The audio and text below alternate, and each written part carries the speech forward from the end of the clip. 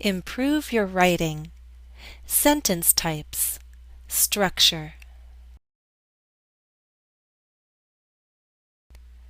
Why is this important? When you understand the different sentence types, you can create variety in your writing.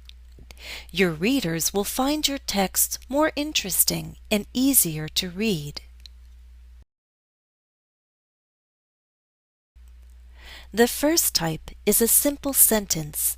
It has one complete idea. It has a subject and a verb. Because this complete idea can stand by itself, we call it an independent clause. Let's look at two examples. Jennifer is a teacher. Subject, verb. I learn from online videos. Subject, verb. The second type is a compound sentence. It has two or more independent clauses that are joined by a coordinating conjunction. The most common coordinating conjunctions are and, but, or, so.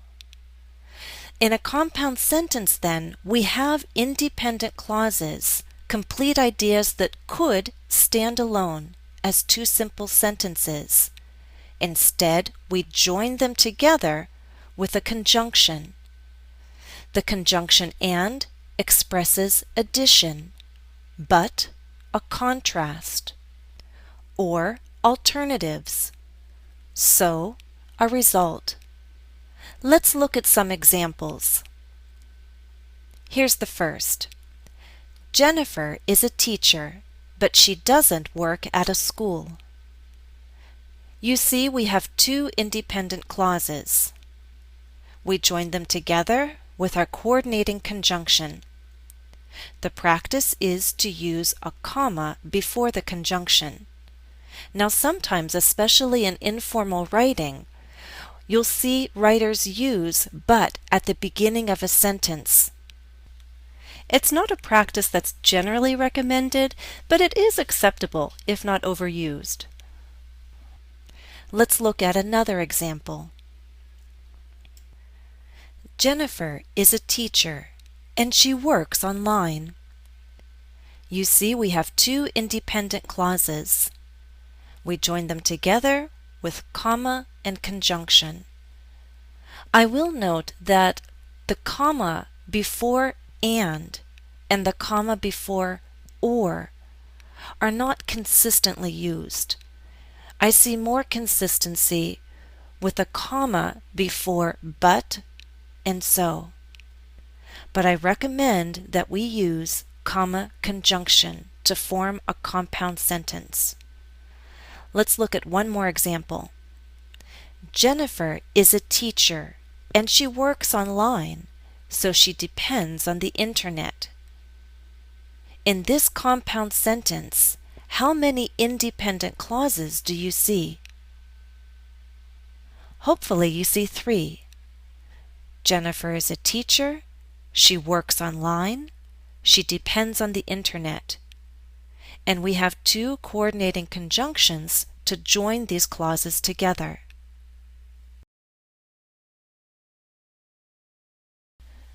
The third type is a complex sentence, which has one and only one independent clause and one or more dependent clauses. Dependent clauses have a subordinating conjunction. If we start looking at examples, you'll understand better. Here's our first. If you post a question, I will answer it. I will answer it is the independent clause. It has a subject and verb. It's a complete idea that can stand alone. If you post a question is a dependent clause. It has a subject and verb, but this idea cannot stand alone. It depends on the main clause for meaning. The general practice is to use a comma to separate the clauses when the dependent clause appears first. Here's a second example. You should pay attention to punctuation when you write. Where's our independent clause? Here, you should pay attention to punctuation. When you write is the dependent clause. When is a subordinating conjunction. All of this depends on our main clause. The fourth and last type is a complex compound sentence. It has at least one dependent clause and two independent clauses. Now I'd like to share a tip. Remember that very long sentences can be difficult to read. A long sentence can usually be broken into two. So although you can use complex compound sentences, I don't suggest using a lot of them within one text. Here's an example. It is good to review lessons, and that is easy to do when you use an online resource like this one. Do you see the independent clauses? There must be two or more. Here are the two independent clauses. Our dependent clause is at the end. A comma and coordinating conjunction join our independent clauses. A subordinating conjunction appears in the dependent clause. I'd like to show you one more example. Let's look at a complex compound sentence with an adjective clause. Here we go. People who learn to write clearly become strong communicators, and that is a good thing to be when you are applying for a job. Take a look and find two dependent clauses. These clauses have a subject and verb, but they're not ideas that can stand alone.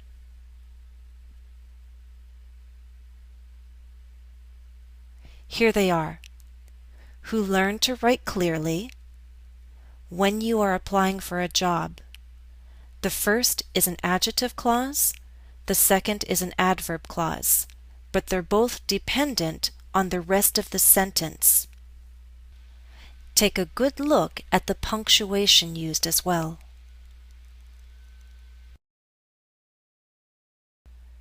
Let's use a quiz to review and make sure you can identify the four sentence types.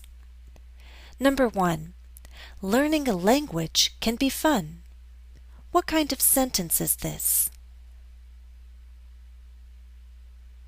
It's a simple sentence with one independent clause.